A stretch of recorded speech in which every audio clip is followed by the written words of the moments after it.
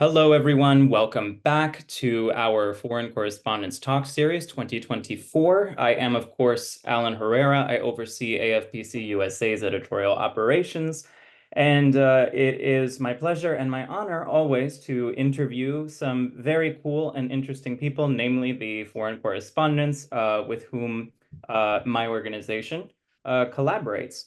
So today we have a great opportunity to hear from a seasoned journalist, Benjamin Daniel, who is an award-winning journalist from Germany, and he is also one of this year's Professional Excellence Awardees. He will receive this award at our Foreign Press Award ceremony, which will take place at the National Press Club in Washington, D.C., and will be held on December 4th. So Benjamin, since 2021, has worked as a North and Central American correspondent for ZDF German Television in Washington, D.C., and he has wide areas of coverage, including the White House, the State Department, etc. But I will hand the floor over to Benjamin. So Benjamin, thank you again for being here with me, and hi, and you can introduce yourself to our audience. Thank you for being here. Alan, I can just give that back. Thank you very much for having me. I'm a U.S. North and Central America correspondent for the German television ZDF. And I know it sounds a little sentimental or melancholic, but it's just the truth. That has always been my dream in my professional career to one day have that position. So you're speaking with a very, very fortunate and lucky guy today. And so our area of coverage starts geographically from Canada all the way down to the Panama Canal, including the Caribbean and Central America. And our main focus obviously lies on the hard politics, so to say. So whatever happens on the Hill, on the White House, that's of greatest interest for our shows, which are being produced in Berlin or Mainz in our headquarters. But besides that, we also cover a variety of topics. We do documentaries, we do longer features on economy, on entertainment, on sports, on culture topics. And since the United States is an incredibly diverse country in so many aspects, it's the best job I ever had in my life. You know, that's so great to hear because one of the things that has really struck me, speaking, of course, to so many people as I have throughout this series, whether it's been here, for our YouTube thing or through our podcast episodes, there's so much joy and excitement that foreign correspondents take with their work. And there's just a certain degree of curiosity that you need in order to thrive. And it's something that I very much respect. So I'm glad that you're living out your dream. I suppose to kick this off, I'm curious. Benjamin. So you are a German journalist. Could you share with us, how do people in Germany, in your home country, how do they perceive the United States and Americans overall? Well, traditionally, I would say Germans have a great admiration for America. You know, the classic cliche of the country of unlimited possibilities, the belief that everyone who's working hard and dedicated can succeed and live the American dream. This cliche and the generally very positive American spirit, as well as the wide range or wide understanding of freedom, is still attracting many Germans to the United States, I think. On the other hand, we also witness from afar, so to say, that American society is getting more and more divided, as it happens in every Western country right now, it feels. And many Germans fear that the US might be on a path to isolate itself a little more, with the consequence that the once very close alliance and solidarity between our two countries might face more challenges in the future. Well, how would you describe then your impressions and observations of the U.S., given your experience as a German journalist coming abroad? Yeah, well, as I kind of said before, despite a certain professional distance, of course, I have to confess that you're talking more with a fan rather than a critic of the United States. Fortunately, I have had the chance to travel to many places in the US, and despite all problems society faces, I've always been deeply impressed by the general friendliness and positivity and constructiveness of the people. This sometimes reminded me of an Arthur Chapman poem we read during my university studies. I wrote this down when I prepared for the interview. He said in a poem, "Out where the hand claps a little stronger, out where the smile dwells a little longer, that's where the West begins." And for me, that this doesn't only describe the West, but pretty much my impression of the country as a whole. So especially in comparison to the German, more I would say, reserved and introverted way of approaching one another, I have always very much appreciated this more open-minded and outspoken way of encountering in the US. Well, it's funny because upon meeting you today, I mean, I would definitely say that you are not reserved by by any stretch. So Thank you. yes, we have rubbed off on you. That has that is apparent. Absolutely, absolutely. Um, could you tell me then? So you've been reporting on on the US for a while now. Why were you specifically chosen to work in the US instead of another country? Yeah, so well, first of all, as I said, it has always been my big dream to work in our studio in Washington, and I never got bored telling this to anyone in my company over and over again since the first day I stepped foot in our headquarters in Mainz almost 20 years ago.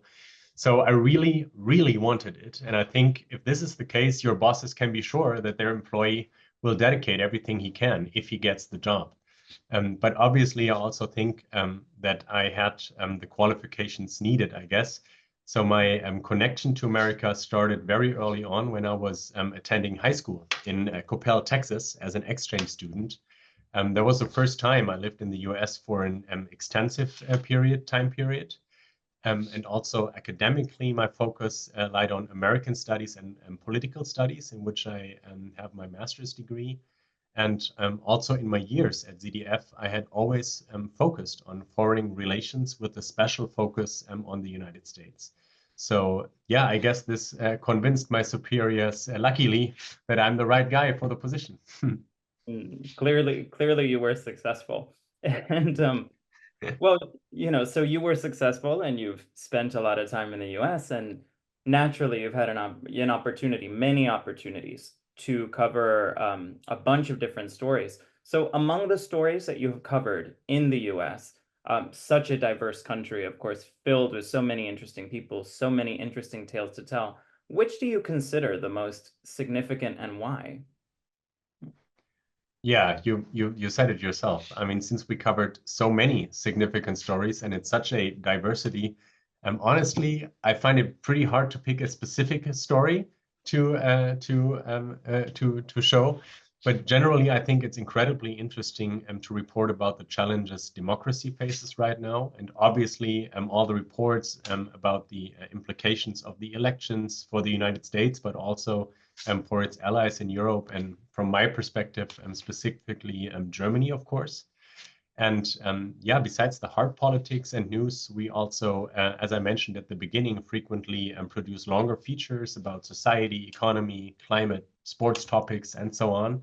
So for example, I did a feature about the future of LNG gas in Louisiana and Texas, which was very interesting and also has big implications on Germany. The year before last year, we honestly didn't know if we can pay the gas to get through the winter. Many families didn't. So that's of high interest in Germany. Or I did a documentary on the killing of George Floyd in 2020, where I had the honor to speak with many people in Minneapolis that knew him very well. So that was a very intense, touching, and important project, I feel. Then after a long research phase and the excellent work and network of my producer, we managed to film in a fentanyl laboratory of the Mexican Sinaloa cartel in Culiacan. So yeah, that was a feature that drew much attention when it was published in ZDF. Or I was the lucky one to witness the past two Super Bowls in Glendale and Las Vegas and report it from the sideline. So yeah, I have goosebumps when I just talk about it, and I could go on and on now, you know. So as I said, when you report in a country with such an impact, with such a diversity in so many regards, it's very, very hard to pick just one story. No, that's an excellent point. I mean, your comment just now about reporting during the George Floyd protests is, is an interesting one because during that period, I actually for a long time I lived not too far from the site where Eric Garner was killed by police officers in 2014, I believe it was. But Mhm. as you can imagine, the neighborhood was split along racial and ideological lines. And I will never forget, while the protests were going on, that I got to meet Eric Garner's girlfriend, who is the mother of his child. So I met his Of child. course.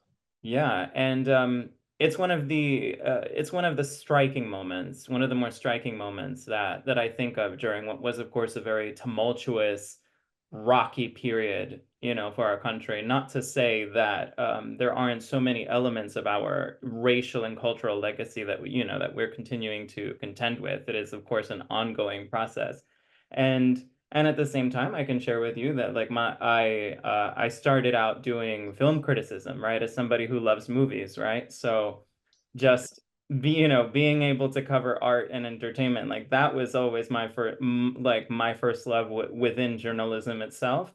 And then moving onward into politics stuff, and then of course what I do now, having the pleasure of representing you all, I think that there's a lot that can be said, right, about journeys, individual journeys. You never know where you're going to end up. And I think that the US, especially for foreign correspondents like yourself that I've had the pleasure of working with, uh, they're just along for the ride, And it can Yeah. be, Oh yeah. Oh yeah.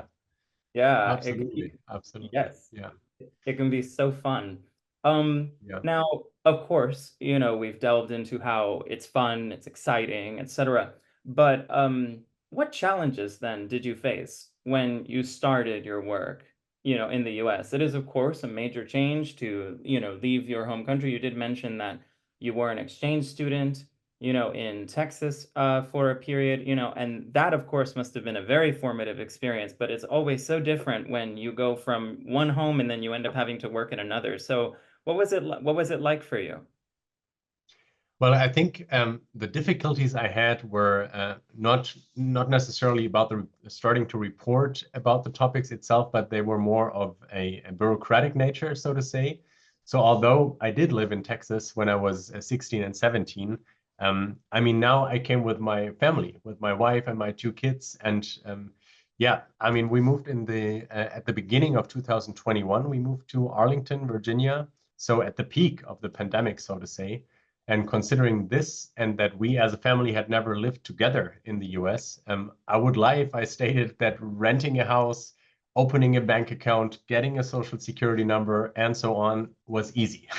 But once we managed to get all this figured out, things became a little smoother, I must say. And yeah, work-wise, the transition from Germany wasn't really too exhausting since I had worked in the US multiple times for various projects in the years before I was based in DC, and I also had reported about many midterm elections, many presidential elections from DC. So yeah, like work-wise, I could pretty much just hop right in. Oh, okay. That is very good to know because I think what you said just now about the bureaucracy, right? Like that I can imagine must be the craziest part, definitely the most stressful part. It's like you may have a job lined up, right? But there's still all of these little things that need to be done in order for you to be considered a working functional member of society, so to speak, right? It's Absolutely, yeah. yeah, it's Absolutely. Yeah. Paying taxes was the easiest part. That was no problem. Yeah. But everything else, you can't rent a house if you don't have a social security number. If you don't have a social security number, you can't get a bank account and so on. So, yeah. But, I guess many people figured this out before me, and we did too, eventually. no, that's a good perspective to have. That's a good perspective. Um, well, I feel like we've delved into this, somewhat already, but like of course, your experience working in the US has really shaped and influenced your career overall, and it is a dream that you were working toward for a very, very long time. So I guess I'll tweak this a little bit, and I'm curious. Um, of course, I want to know how your experience working in this country has shaped and influenced you. But I mean, if you had the opportunity, right? Like, let's say it's 10, 15, 20 years from now, right? And let's say you're imparting lessons to journalism students, off the top of my head, what would you tell them about this experience and what they might be able to glean from you as a foreign correspondent?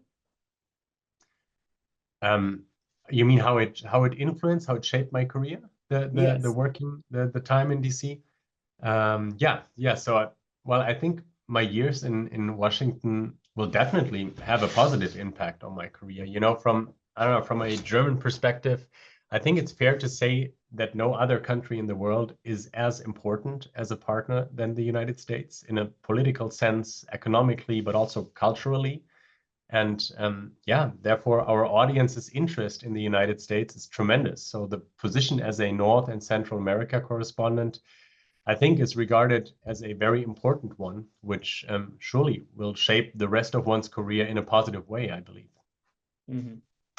Yeah, no, it's just again, it's fascinating because being in I'm based in New York City. I'm not based in Washington, D.C., but both cities are And that very used to be my favorite city, New York City, when I was a little younger and didn't have kids. that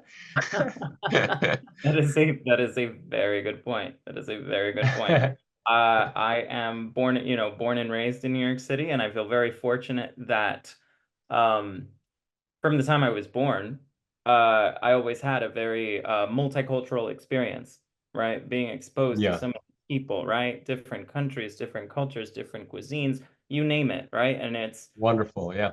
yeah, it's wonderful. And then I just feel very lucky that I get to, of course, do this work and continue to engage, in that sense. We're talking about cultural exchange, and that is really something that is the highlight of the work that you and I do, and certainly, regarding this interview right now. Um, just, now that you've had some significant experience, right? Reporting here in this country. What would you say are some key insights or observations you've gained about American society and perhaps the political environment? Yeah, well, as I briefly mentioned before, it hurts to see American society being so divided over pretty much every political and cultural topic out there. Yeah, during my years here, it became even more obvious for me that the standpoints of Democrats and Republicans seem to be further apart than at any point of time. It feels in the 21st and late 20th century. And I know that this is everything but new to anyone who follows American politics closely, but the Republican Party under Donald Trump is in its core so far away from the GOP it once was until the end of the 80s. So the Reagan era, but also in comparison to the more modern time, namely during the Bush Jr. administration until Obama took office. So it has become much more radical in its policies, but also in its rhetoric. And this makes political discourse and finding compromises almost impossible, as we could witness throughout the past years. And this often also reflects in the everyday discussions people are having, or we as journalists have with people when we're traveling through the country, I feel. So I would say this is the most striking and maybe also depressing observation I made on the political landscape, I would say. Yeah. I mean, it's certainly a very what's the word here? I suppose it's a very salient observation because there have been studies that have shown that political polarization really started to tick upwards a little bit starting in the 1970s. And Mm. then since then, it's just been on a very smooth upward trajectory. And then, of course, it's spiked considerably just in the last 15 years, right? So We we're currently experiencing very rocky times in this country, but it is no less a brilliant opportunity for foreign correspondents to be able to see it all, right, with their own eyes and to learn just as you have, and of course, impart this information to, well, to your home country and to anybody else who might be reading or anything you write or listening to anything that you say. Um, Now I have a bit more of this is more of a technical question, something that always interests me to ask.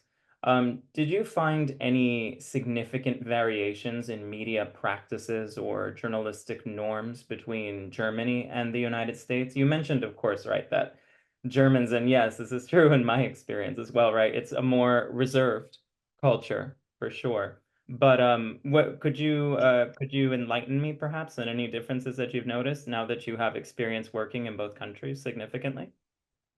Yeah. So first of all, I find the two systems hard to compare since in the US, private media companies are the leading outlets.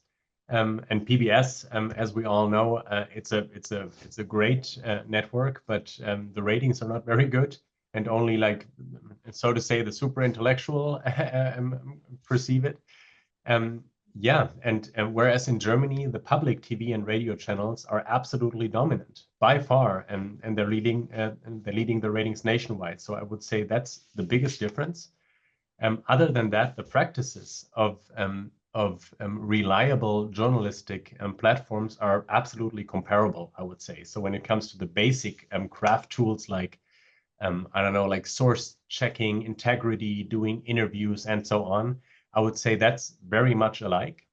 And but one thing that really impresses me deeply in the US, I must say, is the investigative power, which some outlets like I don't know, New York Times or Washington Post, I assume are the most prominent ones, but also Politico.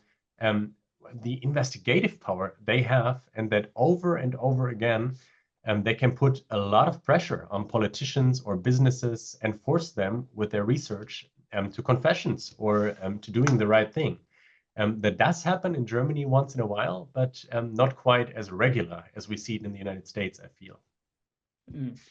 Your point about the investigative prowess is a very good one because it's something that I've always deeply, deeply admired, you know, about well, about good reportage, about good journalism. I mean, my friends know and they send me links to things all the time. They'll know that if there's a 30,000 word investigation that just got published somewhere, that I will want to know about it.